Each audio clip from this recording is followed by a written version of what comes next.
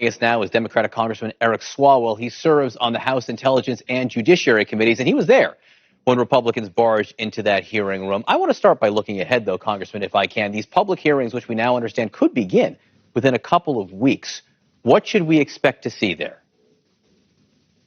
Good morning, John. And there will be public hearings, and I'll leave it to the chairman, to put that timeline out there. But you will hear from the relevant witnesses who lay out the shakedown scheme from the very top of the president asking the Ukrainians to investigate the 2016 election, essentially exonerating Russia, but also to look forward and investigate his potential 2020 opponent in Joe Biden, leveraging your taxpayer dollars to do so.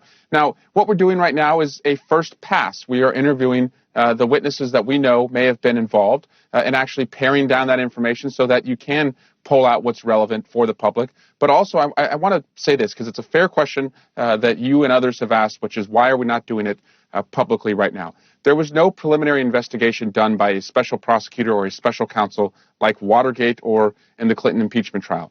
We know, however, we have evidence very recently that there are witnesses in our case who are talking to each other.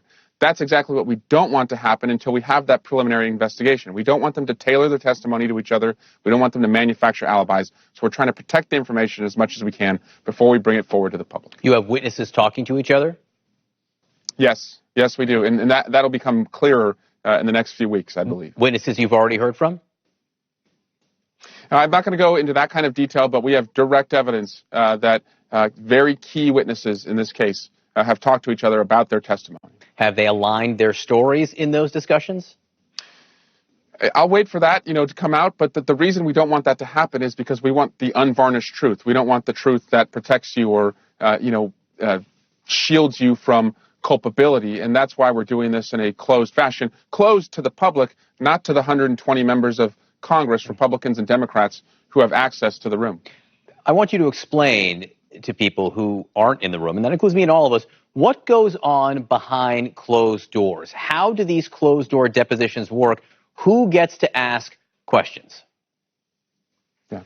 So it's a long conference table. At the end of the table sits the witness and usually a few lawyers. There's a stenographer taking every single word down. That's a court reporter, essentially. On one side of the table are the Democratic members. On the other side are the Republican members, and, of course, staff for both sides. We start with an hour of questioning by the Democrats, then an hour of questioning by the Republicans. Members or staff may ask questions, and in many cases, both do. And then we go 45 minutes Democrats, 45 minutes over to the Republicans until both sides say they're done. It's not Democrats say we're done and we're out. It's when both sides say they have no further questions. So Republicans have been asking questions behind closed doors? Yes. Yes, absolutely. What kind of questions have they been asking? Have they been focused? What have they been focused on in the investigation? Well, unfortunately, not relevant questions. They're looking back at this 2016 conspiracy theory that Ukraine actually was involved in interfering in our elections. There's no evidence to that. That's our intelligence community said it was entirely Russia, and so they are continuing to spin that theory. But there are Republicans who I have seen visibly concerned about the testimony that they've heard. I wish more of those Republicans would ask questions because I think they're concerned, and they're in an environment, though, where the president, at his behest, is asking these members to fight harder, so it may be hard for them to speak up and ask questions that would go to their concerns. But even if you consider what they're asking to be conspiracy theories, they are being allowed to ask those questions, correct? It's their right. They can spend, you're absolutely right, they can spend their 60 minutes any way that they like. They can, do it in, Russian if they want to ask the questions that way. But they have equal opportunity to ask the questions. There's no limitations on the questions that they ask, and there's no limitations on the number of members that can be in the room who are on the three committees.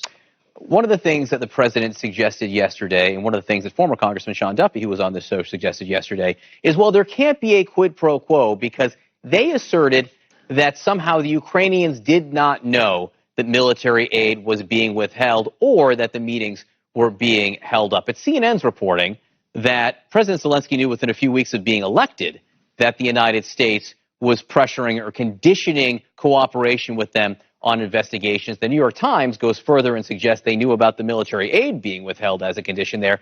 And Bill Taylor's testimony public testimony, or at least the part that was released, describes that they knew in early September, at least based on Politico reporting.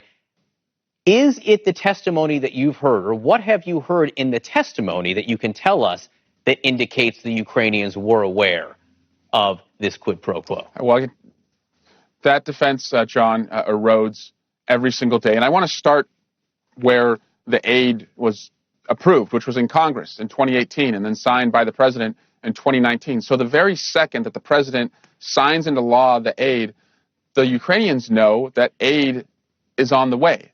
They don't know the exact date they're going to get it, but every second that goes by that they don't have the aid is a second they know that the United States has leverage until that aid is delivered. So the exact date that they knew there was a freeze is really irrelevant because back in 2018, Congress passed the aid. Now, setting aside that, the dates also seem to be shifting when you look at the public reporting as to when they knew. But it wasn't just the aid that the Ukrainians wanted. They also wanted a White House visit.